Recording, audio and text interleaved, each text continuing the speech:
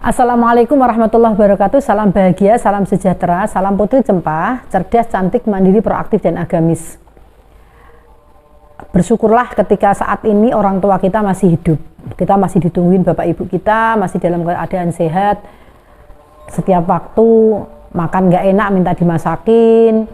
Apa itu, ada persoalan apa, ada tempat untuk mengadu. Bersyukur sekali masih punya orang tua. Apabila ada anak yang orang tuanya sudah meninggal, baik salah satu atau dua-duanya sudah meninggal, kita pun wajib hukumnya untuk mendoakan orang tua kita yang sudah meninggal. Karena apa sih yang diharapkan oleh orang tua yang sudah meninggal? Jangan dikira orang meninggal itu terus bebas tugas gitu, enggak. Mereka mempertanggungjawabkan apa yang ada kehidupan di dunia ini dalam akhirat. Dimulai dari alam barzah atau alam kubur. Untuk itu, teman-teman, apabila orang tua kita sudah meninggal, ya memang kita harus mendoakan mereka setiap saat, setiap waktu. Tidak hanya ketika kita di malam Jumat ke kubur misalnya, ziarah ke makam misalnya, tidak hanya, tapi setiap saat, setiap waktu kita ingat, khususan bapak ibuku yang sudah meninggal, dikirimi Al-Fatihah kalau orang yang muslim.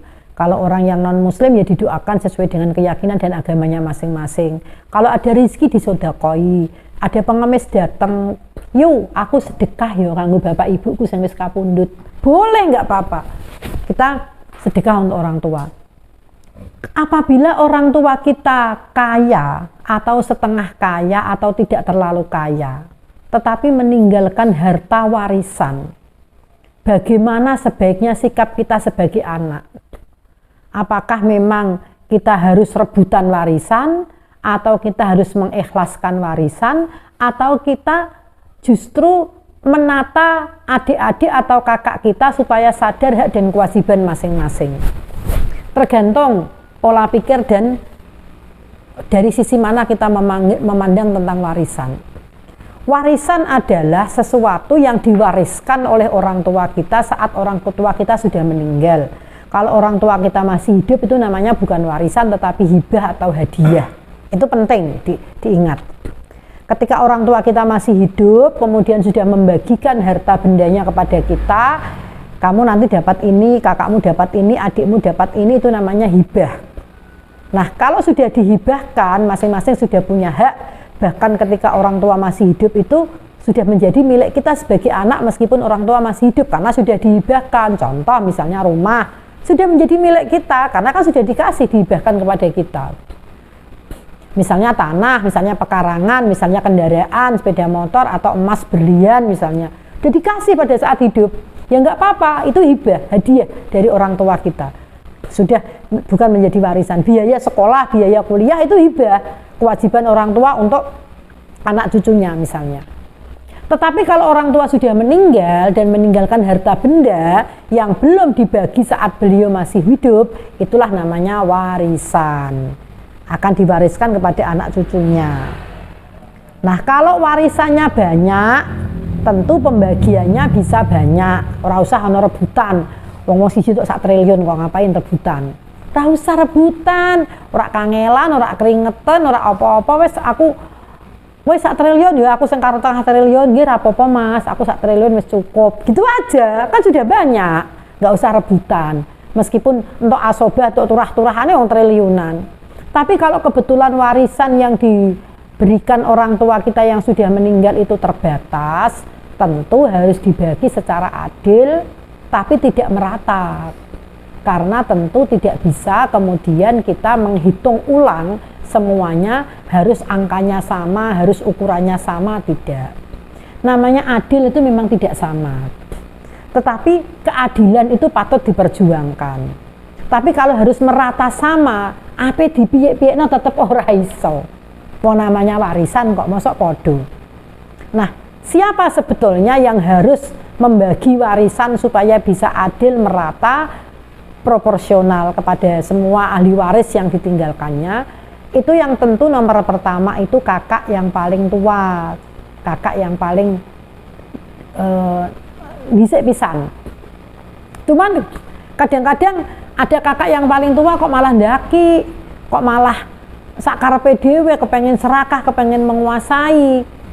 Ya kalau begitu ya dipilih saja saudara yang kira-kira bijak, tidak serakah, tapi juga bisa menengah-nengahi. Walah kabeh dulurku serakah kabeh, Bu. Serana sing tak pek, kang aku ya serakah, adikku serakah, mbak Yuku serakah. Lah kowe serakah ta ora? Sama dong, kalau kamu nggak bisa dikandani juga artinya serakah, berarti harus ada penengah. Harus ada penengah.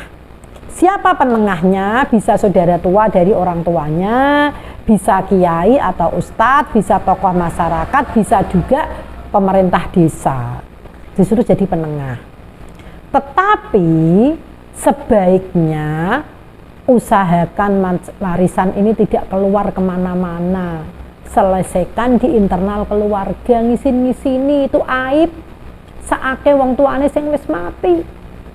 Ora ninggalno warisan sing berkah, malah ninggalno warisan sing dadi tukaran. Auzubillah min dzalik, summa auzubillah min dzalik. Jangan. Mending selesaikan dengan kekeluargaan. Dan nek diselesaikan keluargaanku, kangakku untuk semene, mbak Yuku untuk semene, adikku untuk semene, aku ora omong apa-apa kok. Gak apa-apa. Ngalah itu malah lebih mulia. Nggak usah dapat warisan apa-apa, nggak masalah. Kalau kamu ditakdirno Gusti Allah kaya raya, warisan saudara-saudaramu habis tuntas, kamu bisa utuh sendiri. Banyak cerita bagaimana orang yang serakah rebutan warisan justru habis nomor 1 warisannya. Ada yang tiba-tiba sakit parah, ada yang tiba-tiba kena musibah, ada wis pokoknya kabeh bisa tertimpa masalah. Nomor 1 entek gusis. Sing ora entuk warisan malah ijeh, malah berkah, malah mugawine lancar. Ini banyak. Tetapi apakah memperjuangkan warisan sesuai haknya itu diperbolehkan? Boleh. Asalkan menggunakan asas-asas yang disesuaikan dengan aturan agama. Kalau aturan agama memang warisan saudara laki-laki itu 2 kali dari saudara perempuan. Itu kalau dibagi secara agama. Tetapi apabila secara agama itu saudara laki-lakinya mengikhlaskan, wis ra apa-apa dibagi rata wae. Bapak ibu awake dhewe iki duwe omah 10, anake 5, berarti loro-loro. Tinggal kowe milih sik, kowe milih sik, kowe milih sik, aku sing keri, kan begitu. Kalau sebagai saudara yang paling tua mestinya begitu. Jangan malah ngambil duluan, adiknya gak dipikir, jangan. Karena mestinya adik-adiknya dipikir dulu, baru dia belakangan. Kalau kemudian dilihat adik-adiknya sudah mampu semua, kemudian dia malah justru paling tidak mampu, ya dibilang saja, aku ikhlasno ya, saya tak ngambil ini karena adik-adik saya wis sudah mampu kabeh, aku ikhlasna. Misalnya aku wong wedok lah, aku njiko bagian iki, wong aku paling ora mampu dhewe misalnya. Ya nek sing saudaranya baik ya pasti ya wis ora apa-apa Mbak, pek kabeh lah, aku wis sugih kok, sembarang kowe wis akeh, mobilku 20 kok, maksudnya aku ngurusi warisan, enggak penting. Nah, ini tergantung didikan dari orang tua dulunya, bagaimana rasa seduluran, persaudaraan, kekompakan ini ditumbuhkan sejak mereka masih kanak-kanak sampai mereka usia dewasa. Nah, kalau kemudian di internal nggak bisa diselesaikan, ya kita ngundang tokoh masyarakat atau perangkat desa. Tetapi jangan sampai warisan ini memporak-porandakan perseduluran. Astagfirullahaladzim, sangat disayangkan karena orang tua kita sudah meninggal itu yang diinginkan adalah doanya, kiriman sedekahnya, kirimannya yang lain-lain, bukan malah rebutan warisan. Bagaimana mungkin kita ingin menjadi anak yang baik, berbakti kepada orang tua kalau kita berseteru soal warisan. Dan ingat, hukum karma itu berjalan. Kalau sekarang ini kita rebutan warisan orang tua kita, bisa jadi kita mati besok, anak-anak kita juga rebutan warisan kita. Kita terbakar, terpanggang di dalam kuburan, naudzubillah min dzalik.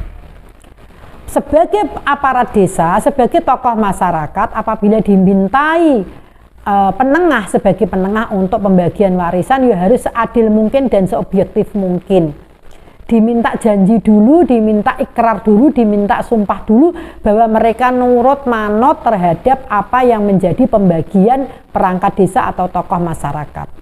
Dan mereka tidak boleh ada yang disembunyikan, harus semuanya terbuka. Ini haknya siapa, ini miliknya siapa. Ada beberapa anak pada saat orang tuanya masih hidup itu sangat berbakti. Ada yang anak ketika orang tuanya masih hidup itu sangat ngadi-adi. Kalau bahasa orang Jawa seperti itu. Nah, ketika kita sebagai anak misalnya merasa saat bapak ibuku uji uripku sing nanggung urip aku, sing nyukupi aku, sing anu aku, ya aku kudu untuk warisan paling akeh. Di mana letak keikhlasannya? Di mana letak rasa berbaktinya kepada orang tua? Ya nggak bisa itu menjadi ukuran. Pada saat panjenengan semua berbakti kepada orang tua masih hidup, itu menjadi sedekah panjenengan berbakti panjenengan sebagai anak. Jangan dihitung kemudian ada hubungannya dengan warisan. Justru warisan ini akan menjadi padang jinggrang, nggak masalah kalau anak-anak duduk bersama, dibagi rata dan semua saling rebutan tidak mau. Apakah ada anak yang saling rebutan tidak mau? Ada. Bagaimana caranya? Bisa dengan cara kesadaran sendiri, kemudian rasa penyerahan diri kita kepada Allah. Untuk itu hindari pertikaian dan persatuan keluarga, lakukan pembagian warisan sebaik mungkin. Salam bahagia, salam sejahtera, salam putu cempat, cerdas, cantik, mandiri, proaktif dan agamis. Salam bahagia. Assalamualaikum warahmatullahi wabarakatuh.